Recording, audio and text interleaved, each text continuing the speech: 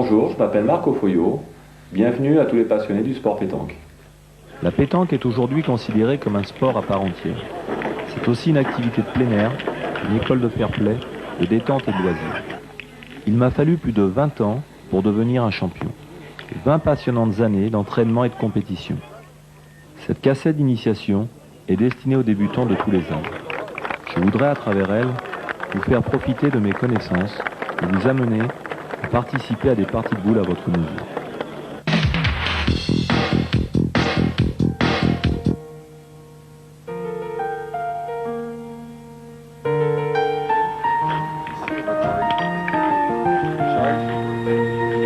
La pétanque est un jeu simple à la portée de tous.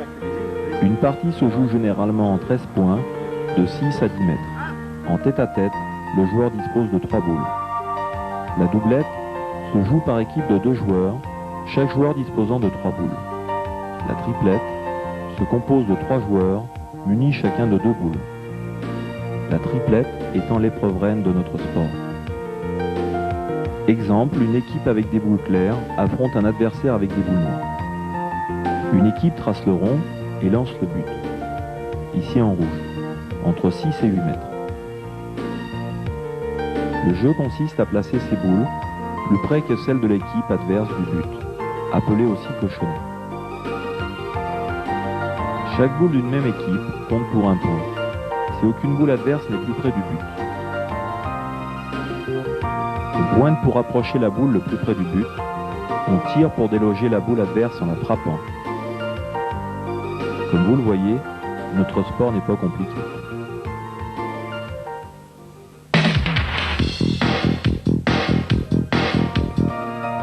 Je vais vous présenter 3 de mes élèves, avec lesquels je vais vous montrer pendant une trentaine de minutes comment débuter sur de bonnes bases ce sport magnifique.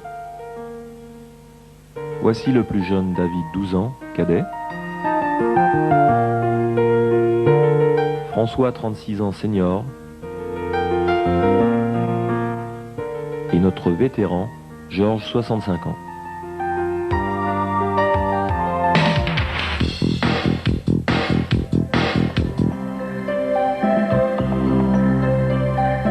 Comme dans tous les sports, il convient de choisir judicieusement ses instruments de jeu. En pétanque, les boules doivent être adaptées à votre façon de jouer. Outre les qualités de fabrication, elles doivent être choisies en fonction à la fois de la nature du terrain de jeu, de la forme de votre main et de votre style de jeu.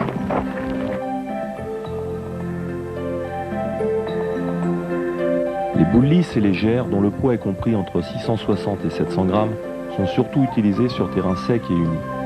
Plus lentes, les boules lourdes entre 720 et 790 grammes et striées sont préférées pour les parties sur terrain mou ou bosselé.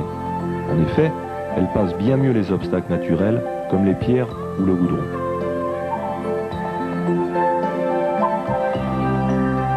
Vous choisirez le diamètre et le poids de votre boule en tenant compte de la forme de votre main, de vos doigts, ainsi que du creux de votre paume. Vous assurerez de la sorte une bonne prise en main et le jet le plus naturel.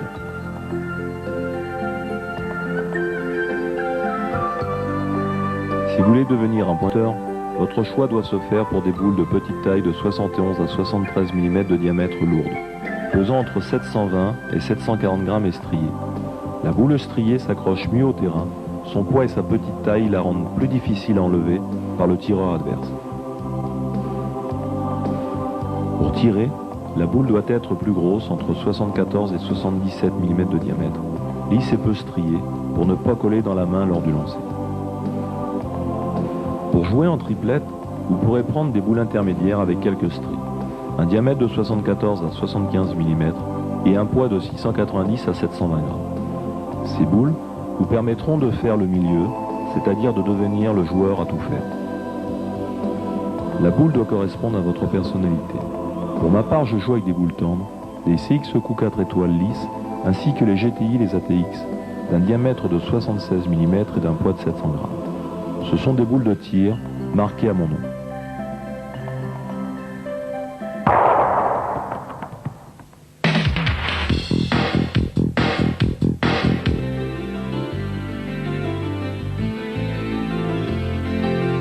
La régularité est la principale qualité du joueur de pétanque. Elle s'obtient avec le temps par la pratique du jeu. Pour progresser, il faut prendre de bonnes habitudes. Votre main doit saisir la boule d'une manière naturelle, en allongeant les doigts côte à côte autour de sa surface. Le pouce légèrement replié dans le prolongement du poignet. Surtout ne vous crispez pas, ne serrez pas la boule. L'élève a les doigts trop écartés. Il doit les rapprocher et sentir sa boule bouger librement dans le creux de sa main. Le dos de sa main doit être en ligne avec l'avant-bras, comme ça.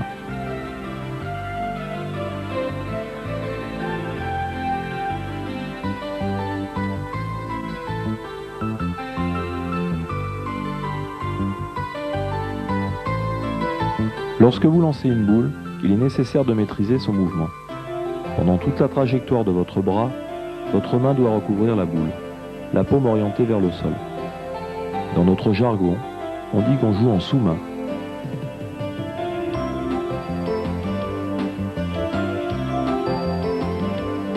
Lorsque l'on débute dans la pétanque, on est tenté de jeter la boule, la paume tournée vers le ciel. Ce défaut doit être corrigé rapidement, car il ne permet aucun contrôle de la boule. Pour bien lancer, vous devrez combiner harmonieusement l'élan du bras, qui donne la longueur et la direction de la boule, le balancement de l'autre bras servant de contrepoids, le fléchissement des genoux, le mouvement du buste vers l'avant à la fin du geste. Tout cela doit devenir automatique.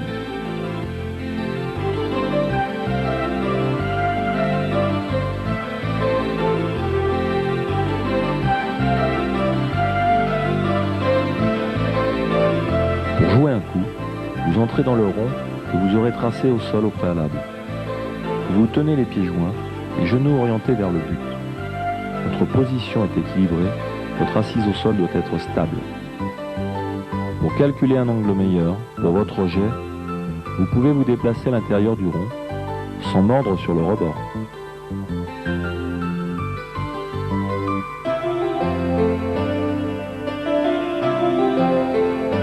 Au moment du lancer, vous pouvez vous tenir accroupi ou debout. On pointe en position accroupie sur les joues courts, quand le cochonnet est à 6 ou 8 mètres du rond. Plus près du sol, vous aurez une meilleure perception de l'aspect et des dénivellations du terrain.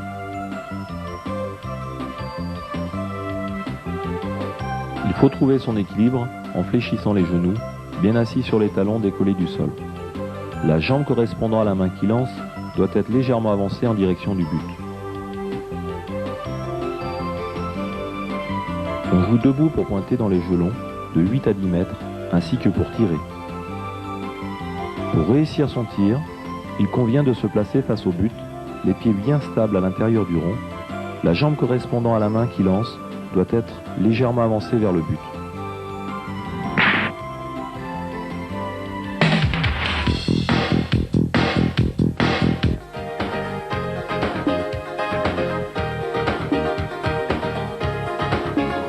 Pour pointer, vous avez le choix entre plusieurs types de lancers.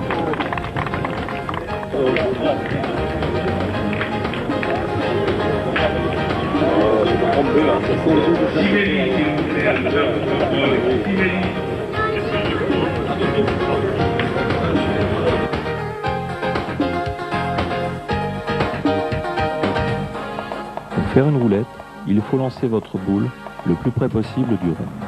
La trajectoire de la boule est aplatie, assez proche du sol. Le lancer s'effectue en position accroupie, sur un terrain lisse et sec.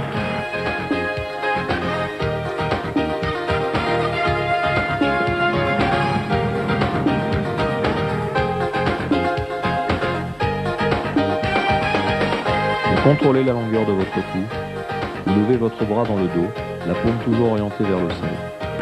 La boule quitte votre main très tôt, lorsque votre bras passe le long du corps.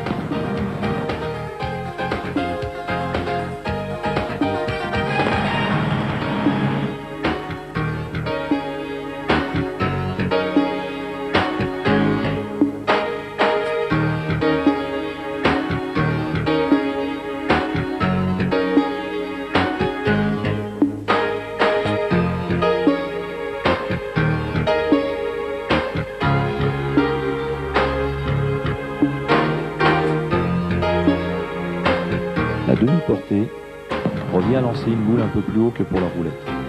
La trajectoire de la boule suit une courbe en cloche et touche le sol à mi-parcours, entre le bord du rond et le but. On effectue une demi-portée, en position accroupie pour les jeux courts de 6 à 8 mètres, en position debout pour les jeux longs de 8 à 10 mètres. La demi-portée est le moyen le plus facile de pointer.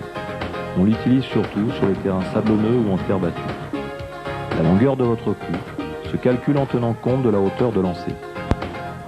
Plus la boule monte, moins elle roule lorsqu'elle frappe le sol. La hauteur de sa trajectoire dépend du moment où l'on lâche la boule.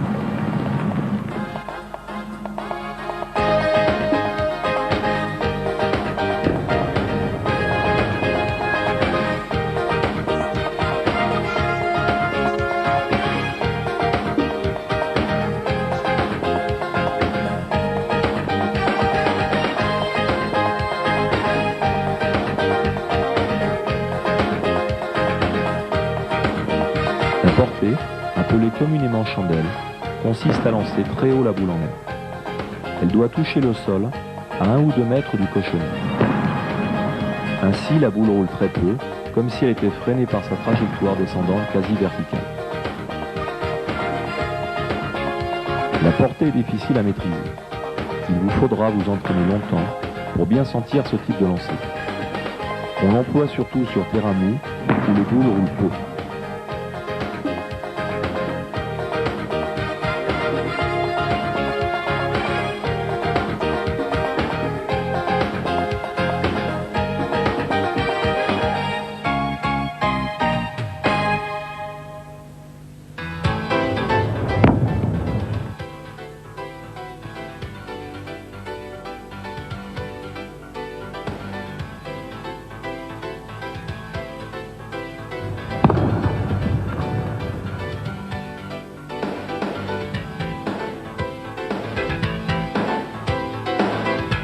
Au moment du lancer, lorsque vous lâchez la boule, vos doigts provoquent une dernière impulsion en la faisant tourner sur elle-même. Ainsi, vous donnez un effet à votre boule qui conditionnera sa course au sol. Examinons maintenant la palette d'effets qui vous est offerte.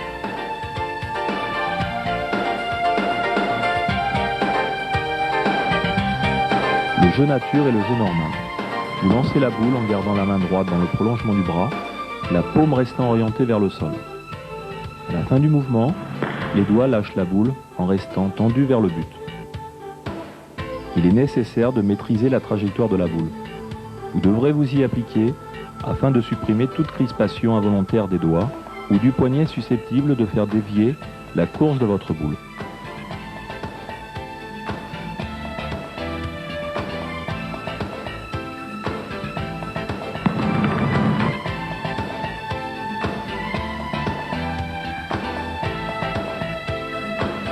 Vous pouvez donner un effet de droite à gauche en faisant tourner votre boule dans le sens des aiguilles d'une montre. Au contact du sol, sa course déviera sensiblement vers la gauche.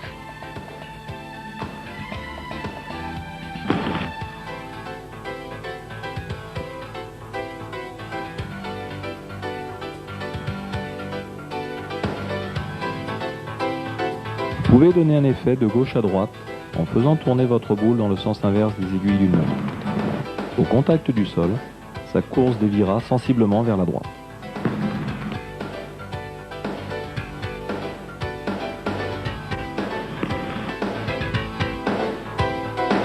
Et bien voilà, il ne vous reste plus qu'à essayer d'appliquer ces principes. Comme mes élèves, vous vous rendrez compte que le jeu naturel reste de loin le plus efficace.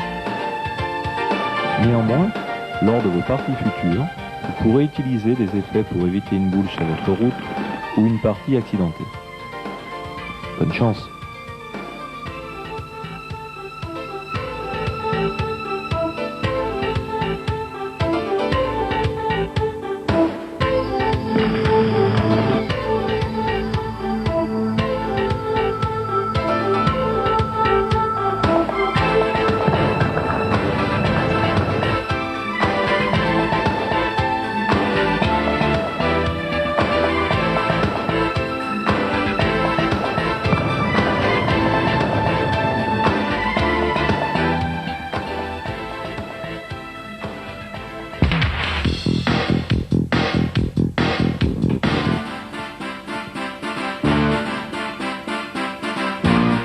tir est un art difficile.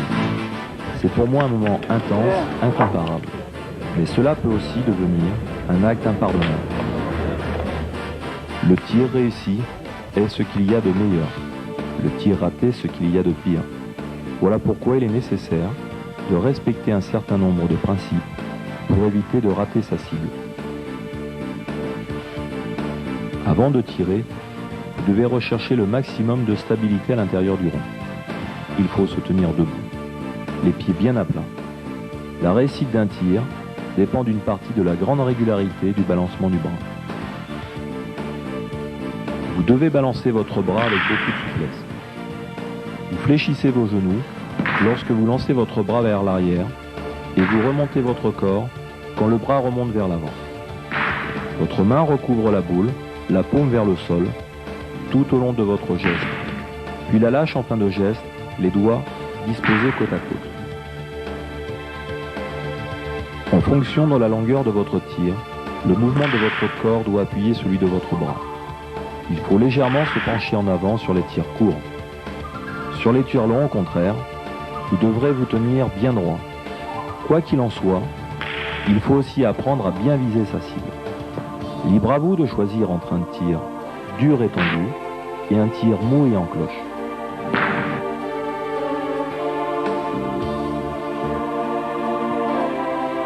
Il existe plusieurs manières de tirer en fonction de la nature du terrain ou de la partie. Tirer devant consiste à tirer court. Vous devez vous tenir bien droit face au but. Vous lancez votre boule, celle-ci touche environ 20 cm devant votre cible, qui a ainsi toutes les chances d'être atteinte. Souvent, lorsque l'on débute, on veut bien faire. On vise juste la boule et on passe de peu au-dessus. Le tir devant vous permet d'éviter de sauter la boule.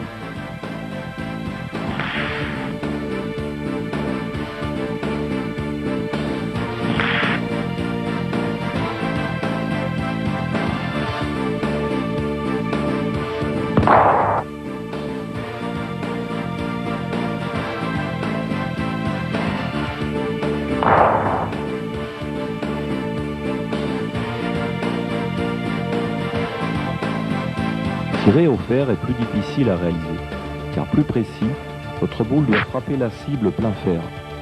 Si votre boule chasse et prend la place de la boule visée, on dit que vous avez fait un carreau.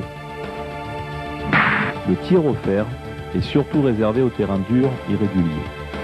Sur ce type de terrain, toucher sa cible est bien trop aléatoire. Vous devez tomber sur elle pour éviter de rebondir à côté à cause d'un caillou ou d'une dénivellation malvenue. Le carreau est l'apogée du tireur. C'est un geste spectaculaire qui n'est pas à la portée de tous.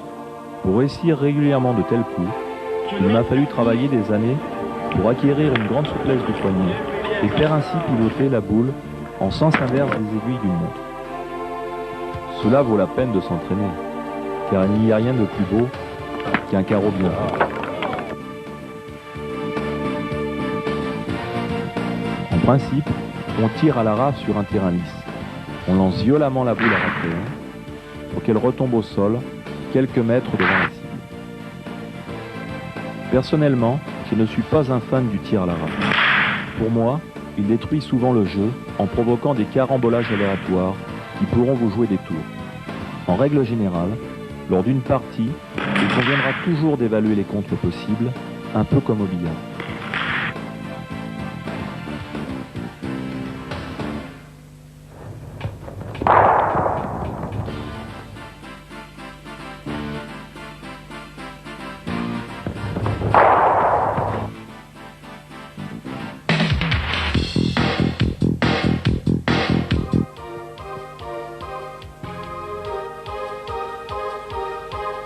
Comme dans tous les sports, pour progresser, il vous faudra de la pratique. En un mot, il faut s'entraîner. Après vous avoir appris les bases du jeu, je vais maintenant vous donner les bases d'un entraînement personnel qui vous permettra de vous perfectionner et de savourer pleinement votre passion.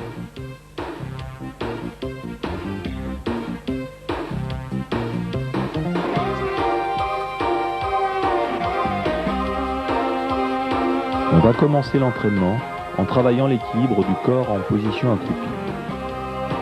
Pour cela, il faut s'exercer à tirer une cible située à 3 ou 4 mètres de vous. Essayez aussi de jeter la boule bien droite.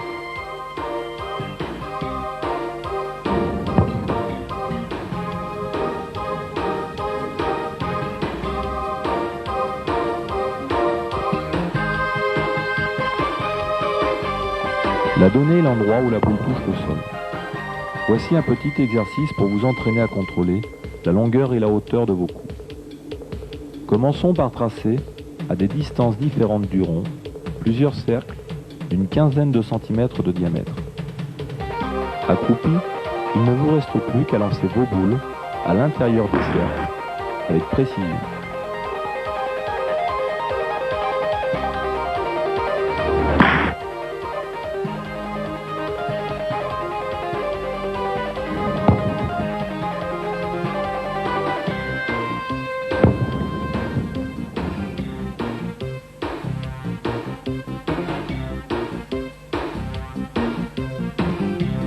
Tracez au sol 3 cercles concentriques distants l'un de l'autre d'une dizaine de centimètres.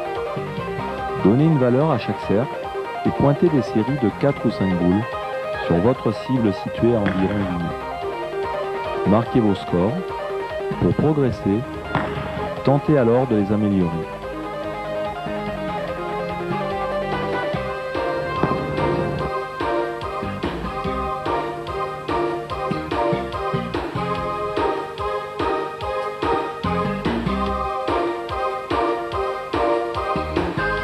Vous venez de tracer une ligne droite au sol. Vous vous positionnez dans le rond. Dès lors, entraînez-vous à lancer votre boule en lui donnant de l'effet, de façon à ce qu'elle franchisse la ligne de gauche à droite ou de droite à gauche.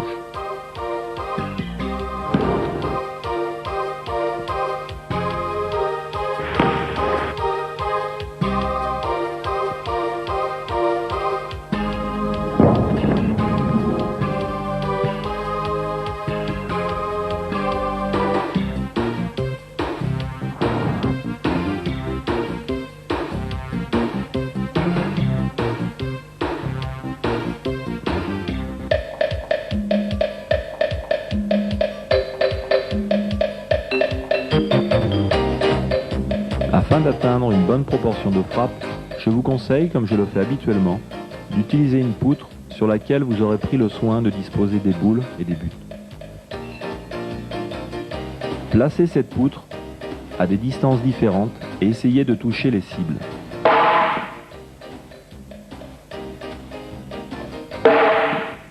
Cette technique vous apprendra à éviter de tirer court en levant le bras le plus haut lors du lancer.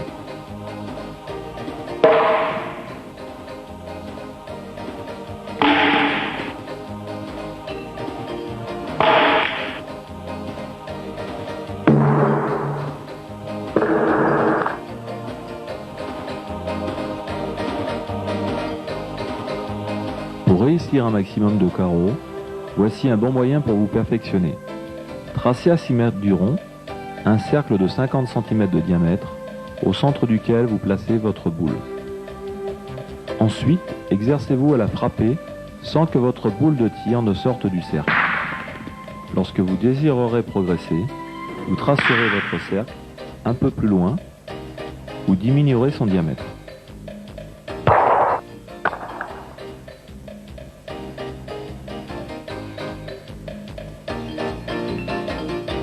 Le tir à la sautée vous permet de soigner la précision de vos tirs. À 8 mètres du rond, disposez 2 boules l'une derrière l'autre, séparées par la largeur d'une boule. L'exercice consiste à frapper la boule de derrière sans toucher celle de devant. Vous pouvez corser l'affaire en disposant 3 boules de la même façon et tenter de frapper celle du centre sans toucher les 2 autres.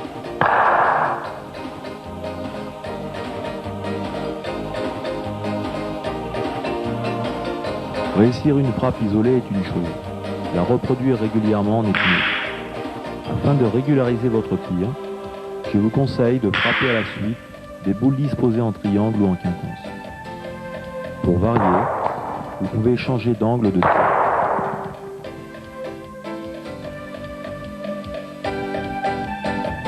Un bon tir avec effet rétro peut changer le cours d'une partie. Mais un tel tir est difficile à maîtriser. D'abord, tracez une ligne devant votre cible.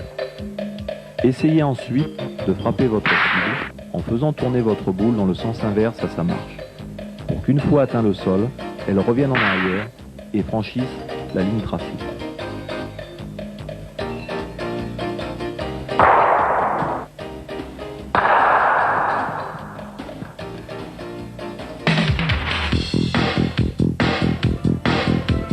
Nous arrivons au terme de cette leçon. Je tenais à dire que la Fédération française de pétanque et jeux provençal représente sur l'Hexagone 500 000 licenciés. Dans chaque ville et village, il existe un club où des personnes bénévoles et passionnées seront heureuses de vous accueillir.